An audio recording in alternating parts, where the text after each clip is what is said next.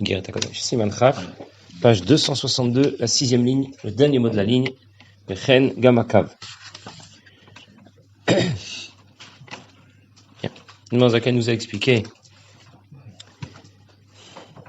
que Dieu est le seul à intervenir exclusivement dans la création Yesh Me'ayin.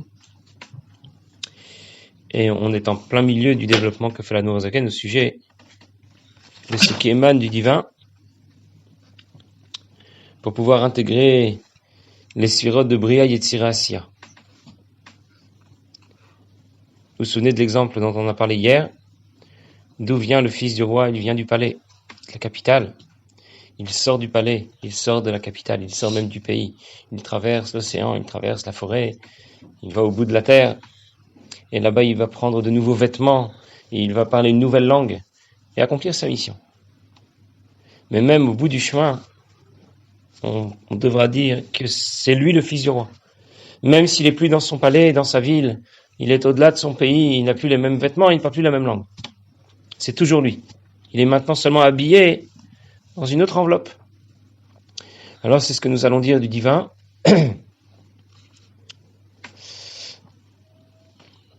Nous allons expliquer d'où il provient. D'où provient l'intervention de Dieu qui permet la création Yesh Me'ayin. Elle ne procède pas que des sphirotes du monde de Hatzilut. Or, la lumière des sphirotes du monde de Hatzilut vient traverser le voile qui sépare Hatzilut des autres mondes de la création. Mais avant cela, cette lumière, elle n'est pas créée dans le monde de Hatzilut, elle provient du cave. Et ce cave est venu s'introduire dans les derniers niveaux Netzach Od Yesod Adam Kadmon, selon cet arrêté, je crois, hier. Alors on va continuer dans les mots. Puis après, je referai tout le chemin qu'a parcouru la lumière infinie de Dieu pour pouvoir intégrer la création et lui permettre d'exister. Yesh Me'ayin. Pour l'instant, on est en plein milieu du développement, et il dit Chen Gama Kav Be'atzmo. Le cave lui-même, Amlubash Besiyum Vesof, qui vient intégrer les derniers niveaux qu'on appelle Netzach Od Yesod, comme dans le schéma des sphirotes du monde d'Hatzilut. Mais cette fois, non pas du monde d'Hatzilut, mais d'Adam Kadmon, de ce niveau du divin qui a tout précédé, la première pensée originelle, générale, panoramique de toute la création. Chez Sof Ragla Yosher Shelo, qui correspond, Sof Raglé, la fin des pieds, ça veut dire le dernier niveau, de sa lumière qui est appelée Yosher, celle qui est destinée à descendre, par opposition à celle qui est appelée Igulim, qui est ce qui correspond à Sovev par rapport au Makif, par rapport à Pnimi. Amistaimim be Malchut d'Asiya, où ses pieds, la fin de ses pieds se termine en Malchut d'Asiya. Ineharat akav meira misham, une lueur émane du cave et va éclairer mitlabeshet et va s'introduire or aneshama. C'est ce qui formera ce qu'on a appelé or aneshama, la lumière qui émane des sphirotes de Hatzilut et qui intègre les sphirotes Yud Sphirot de Bria Yetzira Asiya chez Elokut.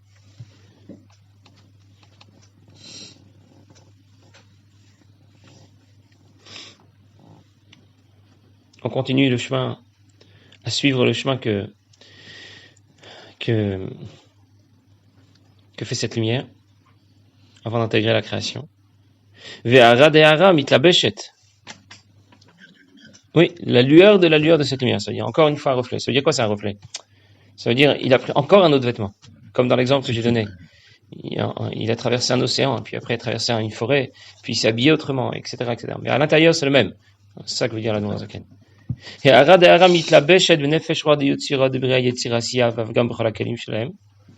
Donc c'est une lueur de la lueur du cave qui vient intégrer les 10 sphirotes de Bria Yetzira Asiya et ses kelim. Et c'est une lueur de cette lueur qui vient intégrer le monde de Yetzira, une lueur de cette dernière lueur qui vient intégrer le monde de Asiya. C'est une histoire qui ressemble un peu aux poupées russes. Alors bien sûr, on ne voit plus celle qui est à l'intérieur, mais à l'intérieur, il y a la première qui était dedans et qui est bien là. Même si autour, maintenant, on ne voit plus la première qui était à l'intérieur. Si on veut récapituler le chemin que suit le cave, avant de permettre à la création d'exister, c'est pour ça que le pasuk dit que vayamim ve'ata mechayet kulam, tu as créé le ciel, les océans, tout ce qui s'y trouve, ve'ata mechayet kulam. C'est toi-même qui leur permet d'exister, mechayet kulam. Ve'ata, ça veut dire que c'est l'intervention du cave lui-même, de cette ligne de lumière qui permet la création, comme lorsque nous avons dit dans le Machal, mais finalement, le chef des indigènes, là, c'est le fils du roi. Même si à la fin, on est dans un autre pays, on parle une autre langue et on est habillé autrement, mais il est resté le fils du roi.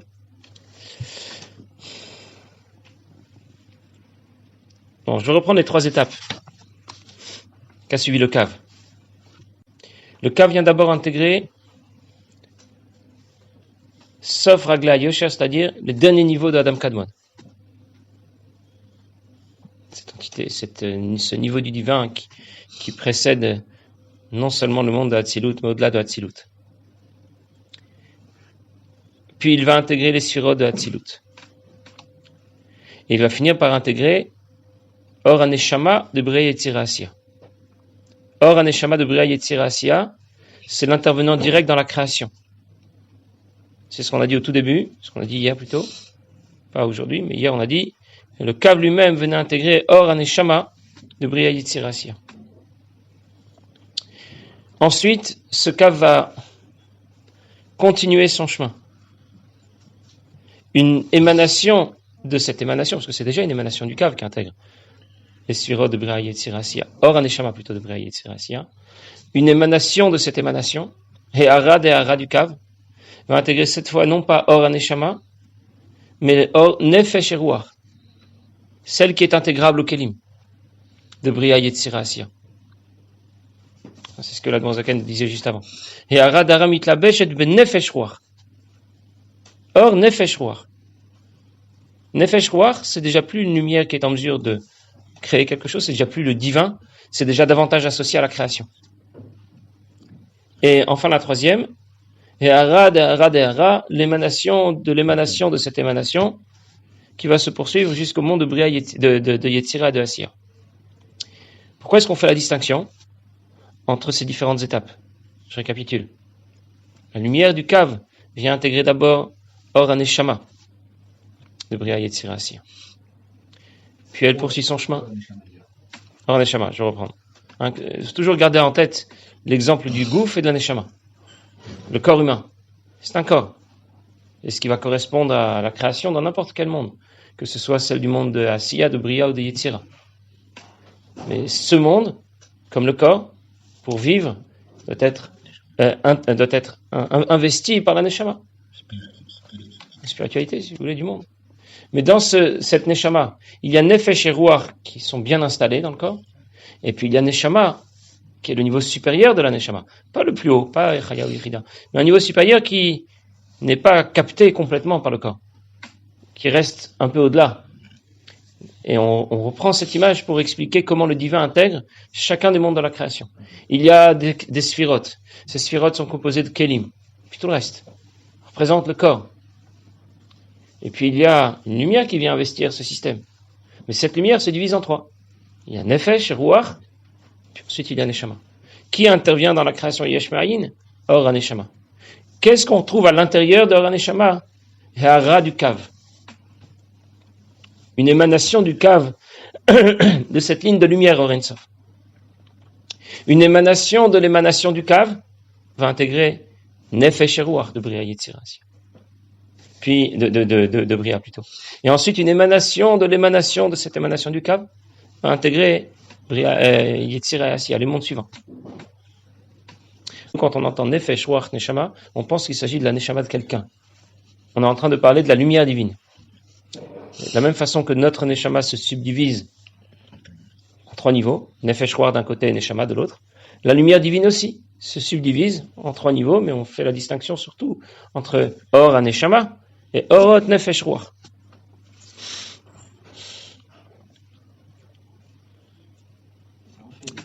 Le cave Or Ensof, la première ligne de lumière qui a intégré Adam Kadmon, va ensuite intégrer le monde de Hatzilut. Et c'est une émanation du cave que l'on retrouve au niveau qu'on a appelé Or Aneshama de Bria Yetzira Asiya. Une émanation de cette émanation se retrouve dans les Orot Nefesh Ruach de Bria Yetzira, des Sphirot de Bria. Et une émanation de cette dernière émanation se retrouve dans les mondes suivants. Tout ça pour dire quoi? À la fin, la lumière divine qui va intégrer ce monde matériel et qui permet à la création d'exister en concret, matériellement, c'est une lumière qui est à l'origine celle de Dieu. C'est le prince qui est là, le chef des indigènes. Même s'il a fait du chemin, il a traversé des océans, mais c'est toujours lui. C'est simplement ça qu'on est en train de dire. Simplement, quand on nous parle d'un océan, d'une forêt, on sait ce que ça veut dire. Quand on nous dit que cette lumière a traversé Adam Kadmon, le monde d'Hatzilut, qu'elle est devenue Or Aneshama, Or Nefesh Ruach, alors on est un peu moins à l'aise. Mais il faut au moins avoir compris, parce que géographiquement, ça nous parle moins. On sait ce que c'est que l'Amazonie, une forêt, et voilà. Là, quand on nous parle de ces autres éléments, on est simplement un peu moins à l'aise. Mais c'est pas compliqué en soi. C'est que simplement, on n'y a jamais été, alors on a un peu de mal. Bon, mais pourquoi l'Admor Zaken fait cette... pourquoi est-ce qu'il insiste sur ce découpage? Il nous explique d'où vient le cave lui-même, qui vient intégrer Adam Kadmon, le monde d'Hatzilut et ses sphirotes, Or Aneshama de Bria, Or Nefesh Ruach de Bria, encore un peu plus loin, et Arad et Arav intégrés, c'est Asiya. Parce qu'en fonction de l'enveloppe dans laquelle se trouve le cave, eh bien, cette lumière apportera à la création, va se manifester dans la création de façon différente. Lorsque c'est le cave lui-même, celui qui a intégré les Kélim de Bria Yetzira Asiya, qui se manifeste dans la création, quelles sont ses conséquences? Le monde existe.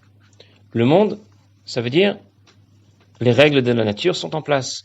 Et le monde fonctionne et existe concrètement. Et c'est déjà quelque chose d'extraordinaire parce que tout ce qui le précède est spirituel. Et à l'arrivée, nous obtenons un monde qui est physique et matériel. Et pour cela, déjà, il faut l'intervention de Dieu.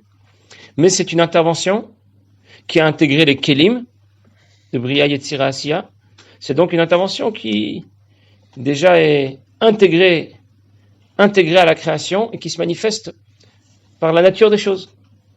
Le ciel est en haut, les océans, les marées, des choses normales de la vie.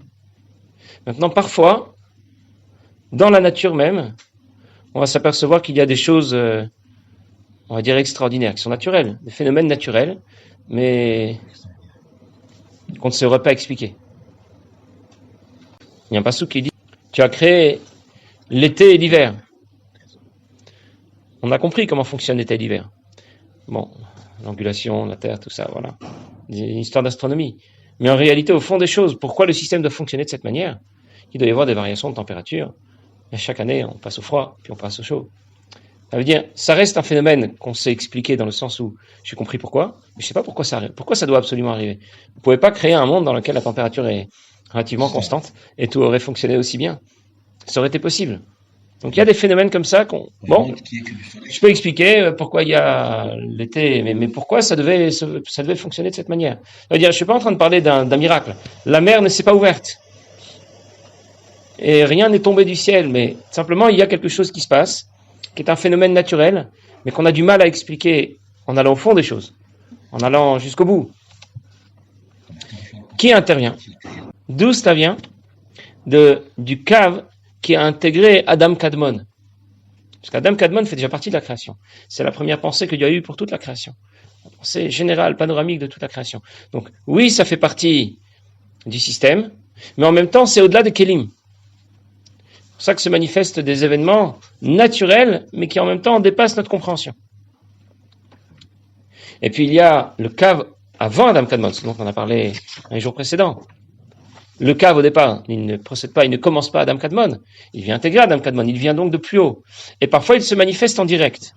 Et là, on a un miracle plein sens du terme. Là, c'est la mer qui s'ouvre, c'est ce genre de choses qui se réalisent. C'est dire qu'en fonction d'autres mots. Tout vient de Dieu. Mais en fonction de l'intégration de sa lumière, un premier niveau, un niveau inférieur, ou au niveau suivant, eh bien, ça va se manifester de façon différente. Mais que ça se manifeste dans le cadre logique et naturel de la nature, ou bien au-delà du cadre logique et naturel de la nature, ou bien sous la forme d'un miracle, c'est le même Dieu qui est derrière. C'est le même cave. Simplement, ce cave, soit il a intégré Adam Kadmon, soit il l'a pas intégré. Alors j'aurai un miracle ou j'aurai quelque chose de naturel. Un peu plus loin. Il a intégré Adam Kadmon, mais maintenant il a pas encore intégré les Kelim de Bria Yetzira Asiya. Alors dans ce cas, j'aurai soit une manifestation dans le monde par un événement naturel incompréhensible, ou bien par quelque chose de plus clair. Et s'il a continué son chemin, alors ça va se manifester par la vie naturelle et le monde normal qui tourne. C'est le même cave. Le cave n'a pas changé. Soit il a intégré Adam Kadmon, il l'a pas intégré. Il a intégré les Kelim des Sphirot, ou il les a pas intégrés. Pour ça que le pasuk dit, c'est sur ça qu'on a terminé, Ve'ata mechayet kulam. C'est toi qui fais vivre tout le monde. On savait que c'est Dieu qui fait vivre tout le monde. Il y a quelle que soit la manifestation dans le monde, un événement naturel, un peu au-delà du naturel, ou complètement surnaturel, c'est le même Dieu qui est derrière. Combien il s'est habillé derrière tout ça. Ces différents niveaux qui vont faire que le cave lui-même va intégrer tantôt Or Aneshama de Bria Yetzira Asiya, soit une lueur du cave qui va intégrer, une lueur d'une lueur de ce cave qui va intégrer le Orot Nefesh Ruach de Bria Yetzira Asiya, ou bien une Hara de Hara qui va intégrer les mondes suivants. Tout procède du divin, tout procède du cave, de cette ligne première de lumière qui émane de Dieu.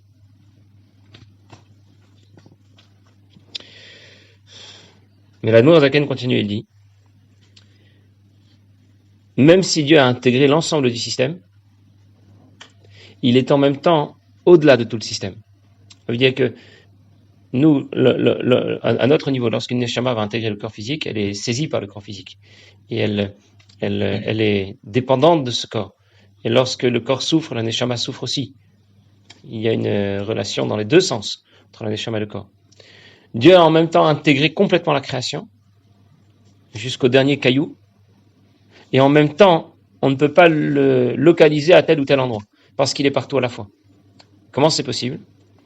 Tout ce dont nous avons parlé jusqu'à présent s'appelle Or Pnimi. Toute la description que l'on a fait, l'intégration de la lumière divine la plus haute, à Adam Kadmon, au Kelim des Sphirot de Hatzilut, au Kelim de Bria Yetzira Asiya, procède de ce qu'on appelle Or Pnimi. Ça veut dire la lumière qui est en rapport avec la création, qui l'intègre. Mais il reste que Dieu n'est pas seulement intégrable à la création, mais aussi au-delà de la création, en même temps. Qu'est-ce que je veux dire quand je dis que c'est au-delà de la création?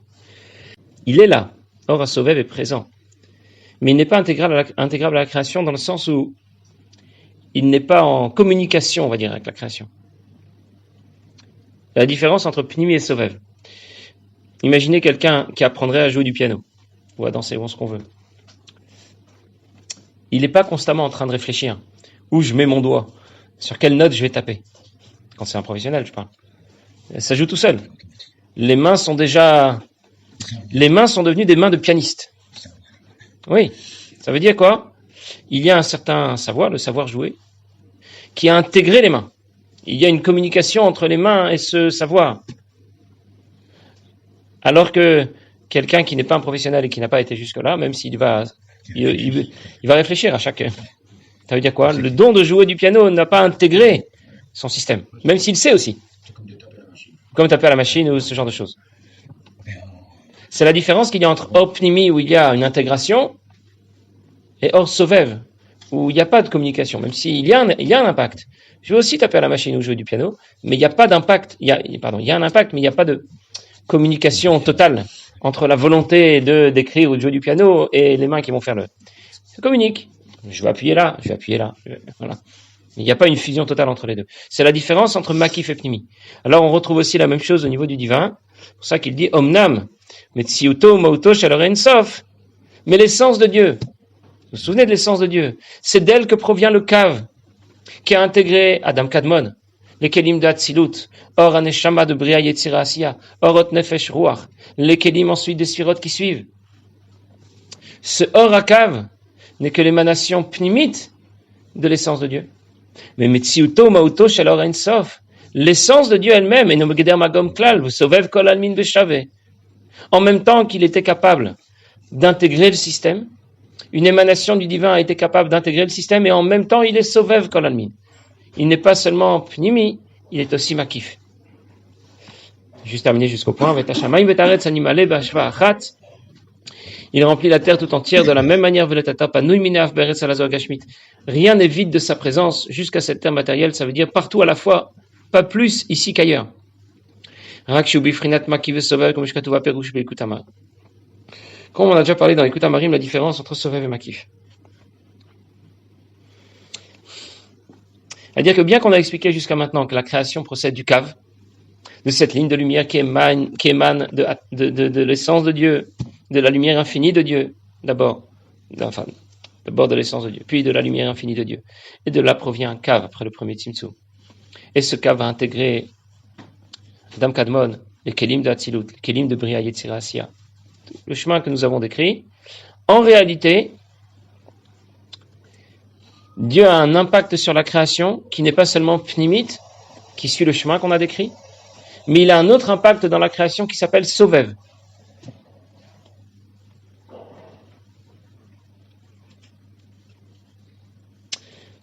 Comment se fait-il que les sphirotes de Bria Yetzira soient en mesure de créer quelque chose Yesh Me'ayin? Yesh Me'ayin, c'est complètement au-delà de tout ce qu'on peut imaginer, c'est créer quelque chose à partir de rien. Ce n'est possible que grâce à l'intervention de Sovev Kol Almin. Ça veut dire, oui, la création est le résultat Pnimi, mais combiné en interaction, agit avec Or HaSovev. Ce sont les deux qui interviennent, l'un sans l'autre, surtout, précisément. Sans le Or HaSovev, on n'aurait pas pu obtenir quelque chose de Yesh Ma'it. Dans la création, il y a deux choses. D'abord, il faut que ça existe. Avant de parler d'un caillou, d'un végétal, d'un animal ou d'un homme, il faut déjà parler de son existence. Au départ, il n'y a que Dieu, n'est-ce pas? Donc déjà, il faut imaginer que quelque chose d'autre puisse exister. Ça, c'est le résultat de Or HaSovev. Alors, une fois qu'on a posé cette première base, maintenant quelque chose d'autre peut exister. Maintenant, il faut lui donner un aspect concret et physique. Et là, ce sera l'intervention des Orot Pnimim. Et c'est pour ça qu'il faut une interaction des deux. Là où Or HaSovev va apporter l'existence, Or Pnimi va apporter la création. Yesh Me'ayin. C'est pour ça que l'Admorazaken insiste pour dire que c'est l'intervention des deux qui fonctionne et qui va permettre à la création d'exister comme on la connaît. Parce qu'elle existe, et parce qu'elle existe, Yesh Me'ayin. Or HaSovev et